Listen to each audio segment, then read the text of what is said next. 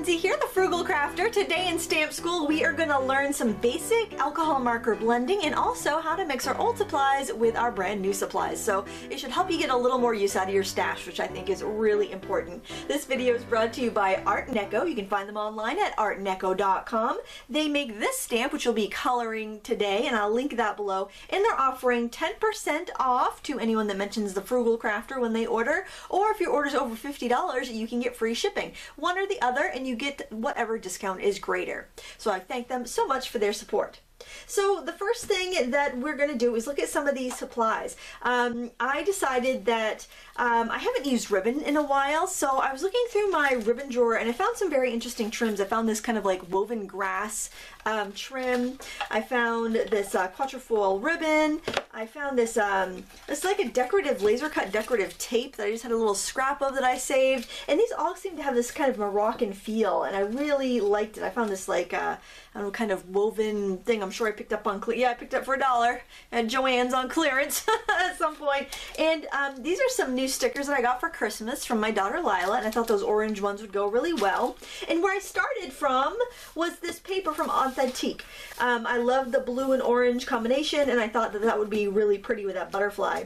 I also had some painted drywall mesh, because remember when magic mesh was all the rage? I made like some in every color, and a lot of it is still sitting in a drawer downstairs. I also have some burlap and some of this pretty beaded trim that a friend of mine from India sent me. So I've got a lot of different textures and patterns to play with, and I'm not exactly sure what papers I'm going to use from this pad yet, but they all kind of have this aqua, burnt orange, and brown theme, so I thought it would be just a really good start for some inspiration. The markers I'm using are from a couple different companies. I have the Blick Studio brush markers that are very comparable to Copics. I do have some Copics, but they're downstairs, and I just kind of grabbed this kit because it was handy. And I'm also using a few Spectrum Noir markers. So we'll talk about the differences. You can use whatever you have, and let's begin by doing some coloring. I started off by just scribbling some colors out to see how they looked on my paper. One tip I can offer whenever you get some alcohol markers is to swatch them out on paper similar to what you usually use, because the caps are never going to be an exact representation of what the colored ink is inside the marker. So it's always a great idea to go by this when you're picking your colors as opposed to the colors on the caps. So I decided that I wanted to try to match the colors in the paper as best I could, and I came up with these markers. So I've got this brown just because I'm going to do some contrast, just for like, you know, the little borders in there. And then pretty much I was going with shades of yellowy oranges and kind of turquoisey blues. And let's just pick a section and start coloring. I want this large section of the wing to be orange. So I'm going to start off with my darkest color, and that's this burnt orange. And when you're looking at markers, I have to say you can really use any kind. You can use Sharpies, you can use Bic Markits, you can use Copics, Prismacolors, whatever you like. I do find that markers that have a brush tip are a lot easier to blend. So I'm just starting here with my darkest color, and I'm working on Neenah Classic Crest, super smooth solar white cardstock. So I'm going there with that darker color. Then take the next one, which is orange. And I'm going to color right on top of that and a little bit beyond. But I'm going to give you some tips if you're using bullet markers, because sometimes they can be a little tricky, and sometimes different cardstocks can be a little bit tricky too. So hopefully it'll help you with whatever supplies you have on hand. Now I'm coloring just over some of that orange that I just put down. I'm not going all the way into the darker color, just kind of coloring over the edge and bringing it out. And I'm going to go in with this lighter yellow. Again, I'm just going over that edge. If you can keep that kind of edge of the ink wet as you go, you're going to have a much easier time of it. Now, if you find that some colors don't want to meld together, what you can do is go to the chisel end, and you can kind of force them a little bit with that, because it is a firmer tip, and you can kind of make those colors merge together a little bit better that way. Sometimes you have to do that if you're making a big jump in colors. This set of Blick, it's the full line of the Blick Studio markers. It's 96, so it is quite a few markers, but you'll notice that with markers you're going to need more colors than you would with another medium. So there you can see I got a pretty decent blend using this method. Now I'm going to show you another method here, and this method is called priming. And so what you do is you go with your lightest color ink, and that would be the light May, oh no, buttercream I think is my latest one. Yeah. And then you would color the entire area in that you're going to do your blend with this light color. Now this is a technique you're probably going to need to do if you're working with like a less expensive cardstock, like the kind that you get at the office supply store or Walmart, like the Georgia Pacific cardstock or the Neenah that they sell at Target, because it's not, I don't know, it just doesn't, it's not as smooth, it doesn't seem to work with the markers quite as well, but it's definitely usable, and that's what I started off with, and there's nothing wrong with that. So now that I've got that kind of coating of ink down, I can do the same exact technique with my markers, going in with that darkest color first, then my orange, and my orange I'm going over that entire dark color just because I just wanted to deepen that color a little bit, but the color doesn't exactly match that well, so that's what you do. You just go over the entire thing. Then you're mixing that color. And I'm going to go in with the yellow now, and I'm going to overlap a little bit of that orange. And this is really handy for using a chisel tip marker, this technique here, because sometimes the chisel tips or the bullet tips, or just non-brush tips, they don't want to blend as well. But you can see how I'm getting a much easier blend here than I did. I'm getting confused what color I need next. No, that was my latest color. See, talking and coloring at the same time is surprisingly difficult. Yeah, that one's a little darker. So you can see how it's much easier, and I don't seem to have to work so fast when I do it this way. And there you go. So you may have a marker called a blender. Now you may think you just color your colors down and you go over it with a blender, and that's not really what, the blender almost pushes the ink out of the way and lightens everything up quite a bit. And I'll show you what I mean, because I do have a blender right here. Let me show you on one of my little swatches here what happens if you go over the blender. So let's say that one didn't blend very well. So if I take my blender and I go over it, it will blend it together to some extent, but what it does is really just kind of pushes the ink around and kind of lightens the entire thing. It doesn't necessarily blend it together. The thing that I really like the blender for, though, is like erasing mistakes. You can use if you use a chisel end, you can kind of push some ink back into an illustration. I don't have a stamped image here, but I can kind of go back and forth firmly over some ink and really lighten it up. And once it dries, it gets really, really light. I'll do that if I accidentally color outside of the lines. You want to make sure that your ink is dry when you do this, or otherwise your ink is going to pull out from your design, out from your stamped image, and you'll pull more ink into the background. But you can see there, I think, whoa, you can see there how I was able to erase some of that brown on the end. So they're just a little tip for you. So those colors blended pretty well. The next thing I'm going to show you is how you can work with the bullet tips. The bullet tips are a little trickier, and I think what we'll do, let's do the inner part of the body with the actually, I might want to do that. We'll do it with the blues. So here I have a situation where I have one color from my Blick Studio markers that I really like, and then I've got some from the Spectrum Noir line that I don't quite care for quite as much. And one of the reasons is that the caps are really difficult to pull off. I can handle it all right, but I think if you had any strength problems, it might be an issue. I have some of the old style ones too, but the problem with those is that I find that that they dry out. I wouldn't have used them, and then I go to use them and they're like bone dry, and I have to add alcohol to them to revive them. So they're not my favorite brand. I do have quite a few of them because I bought a bunch on sale, but they wouldn't be ones I would necessarily recommend.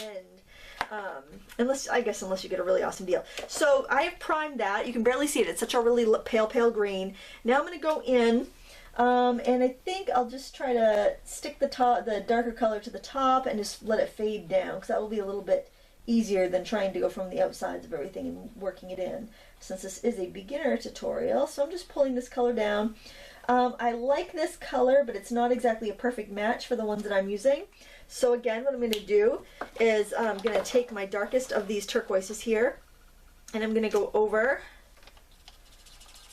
that entire area just to, so I can kind of visually blend it. And I'm going to pull that color down a little bit more. And I'm working in little circles when I'm working with a bullet tip. I find that that will really eliminate the lines and give you a much smoother blend. Now this is kind of branching out now, and I could end up with some trouble. If I didn't pre-prime this paper, my ink would be drying way too fast, and I'd be kind of getting myself in a pickle here because I'd have to rush to get to all of these portions that I'm trying to color. So because I primed it, I can kind of skip around a little bit. I can come over here, blend in this area. I'd probably have quite a line if I didn't pre-prime it. This area blended, and come over here. Now the only drawback to the pre-priming is that sometimes you kind of flood your paper with ink and your ink can flow beyond your stamped lines. But luckily this stamp, it's a really great one for practicing your coloring because it has thick lines, so I don't have to worry so much about that happening. And now I'm going to go back in with that first color that I blended with. This is BT1. I used BT1, BT2, and BT4. Holy moly, those are difficult to remove. They do have a new marker out, the Spectrum Noir. I have not used it. I think it's called Illustrator, but it's maybe they've addressed some of the issues that that the markers had before. But there you can see we've got this really nice gradiated blend now from that dark turquoise all the way to the really pale, almost jade green here. So so that is a great way, and this technique works really great on the less expensive cardstocks. And I probably never would have tried this Neenah cardstock if someone hadn't sent me some because they thought it was just so awesome and I had to try it because I was too cheap to buy it. But still, I think this rings in about 15 cents a sheet. So I'm going to do that same coloring method to those two wings, and then we are going to work on the background together. I wanted something to make the butterfly really stand out, and I thought a great idea would be blue, since blue is the opposite of orange, and it would still go with the papers really well. Now when you're doing a background, you could always go in with your sponge blender or your color duster and do it with ink, and that's probably the easiest way to do it. If not, you want to make sure your background sections are not really big or your ink's going to dry on you before you get a chance to blend it. I used a die cut that I know was going to kind of come into each wing so that I could deal with each section of background on its own.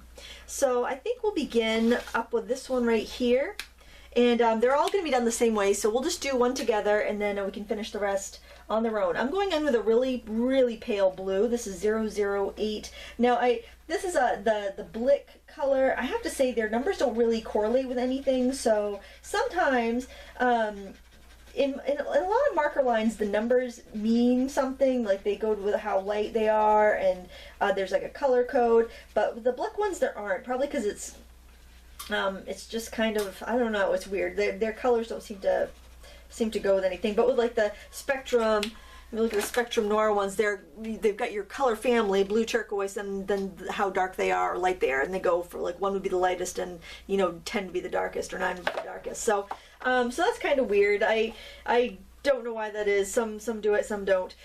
Now I'm going in with a darkest color, and this is a Premeire design marker from AC Moore. They had them on sale like 3 for $5 or something crazy like that, so how could I resist? I grabbed some last spring when they first came out. Plus they have a really awesome teacher's discount, so I couldn't resist. And I'm just pulling up that color right along the body, so it kind of will have like a little bit of a, almost like a little bit of a drop shadow. So I'm bringing that right up there. And I want some, a little bit under the antennas too. Tough to talk when you're coloring. Okay, now I'm going to go in with my medium color, which is 015. Not that it matters, it doesn't go up, it doesn't correlate with any sort of like chart or anything. That's why you got to make your own. You got to make your own charts, because you can't really go by what the caps say. They're pretty close, but they're not exact. Alright, so I'm just kind of overlapping part of what I did with the darkest and bringing it into the lightest area. Then I'm going to go back in with my lightest. So priming the paper is really useful here, even when you are using brush markers on a really good blending cardstock, because it really helps you get that gradation. Now if you feel like you didn't get it dark enough in some places, you can repeat that process until you get it exactly the way you want to. So So that's kind of nice. It's a little more forgiving than you would think. You might think, well, I've already colored it. It's ruined. No, you can keep building up your colors until you get it just the way you want. Just be careful that you don't, like if you put a ton of ink in there, you just gotta be careful it's not gonna flood into your, like, out past your stamped lines, if that makes sense. And this comes with a learning curve. It's not like you get like really nice high-end Copic markers that cost you, you know, hundreds of dollars a set, and then you automatically can color beautifully. It is a learning curve. It is, it's something you got to spend some time on. So don't be frustrated if you got some beautiful markers for Christmas and you're having trouble with them. It takes practice, okay? When I first got my first artist markers, they were Prismacolors. And I just was able to happen to find the best price on those, and I ordered them, and they take some getting used to, but it's really fun. It's, you know, stamp out a bunch of images, sit down in front of the TV, and color. So I'm going to go ahead and do the other corners, then we're going to come back and finish up the details. Now I want to do the spots on the wings, and I think I want to do that with this pretty turquoise color. It's important that the wing color be dry before you do this, though, because your ink could feather, especially with those really fine lines around the dot, so keep that in mind.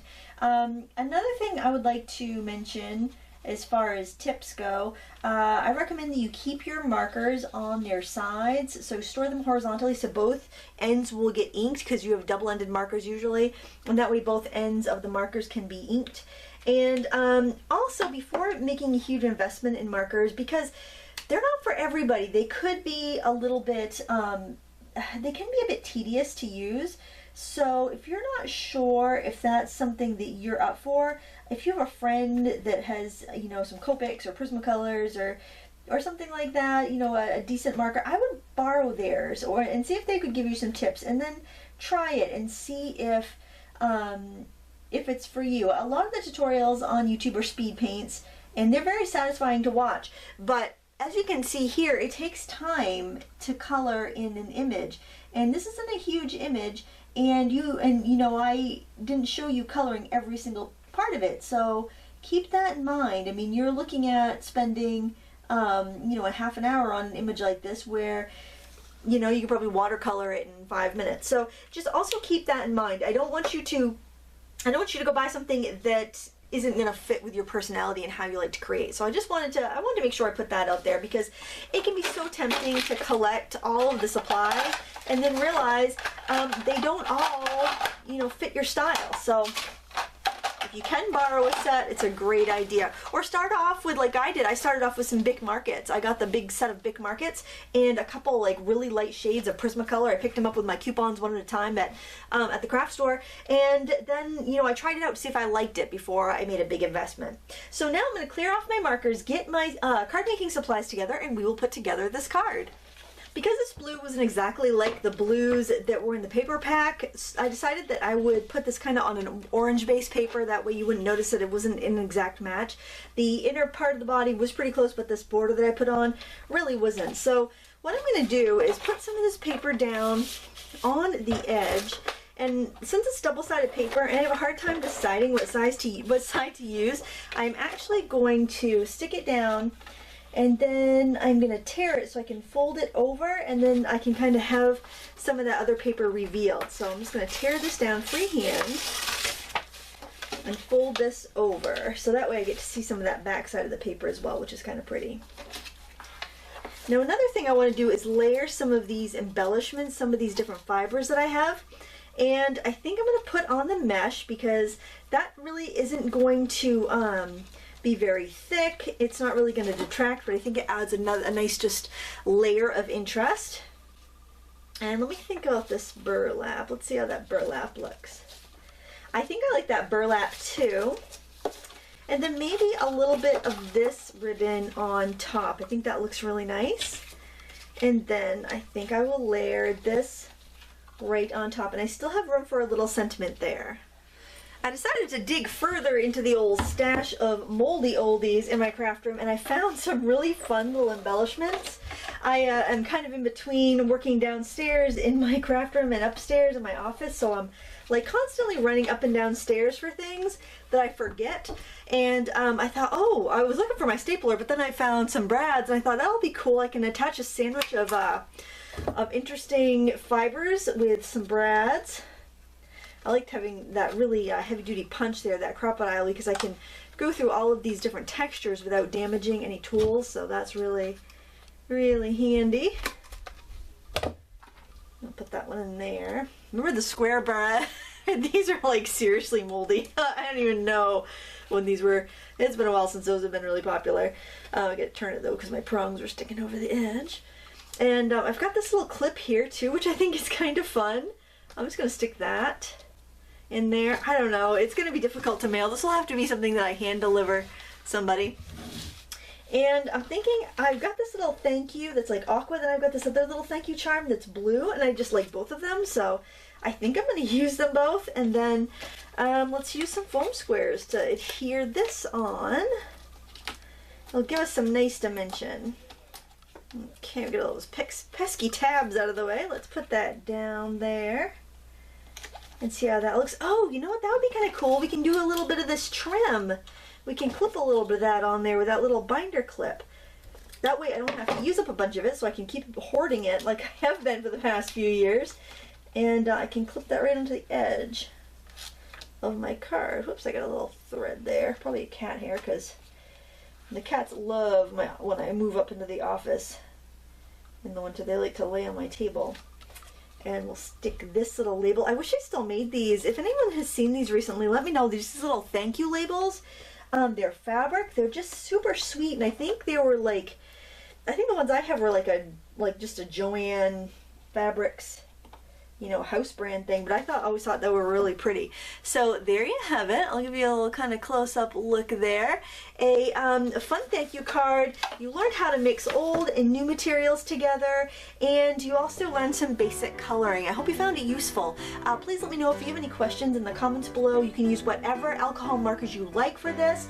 If you want to use your watercolor markers, go right ahead. Just use like a smooth watercolor paper and blend with a damp brush or like a clear blender pen. That would work just as well. Do whatever works best for you using the supplies that you have. And if you are looking for the fabulous stamp that I use, that's from our sponsor Art Deco. You can find them at artdeco.com. I will link to that stamp in the video description. They have it on its own, I believe, and as part of a money-saving kit if you like the other stamps that come with it. Thank you so much for watching. Please give me a thumbs up if you found this tutorial useful. And until next time, happy crafting!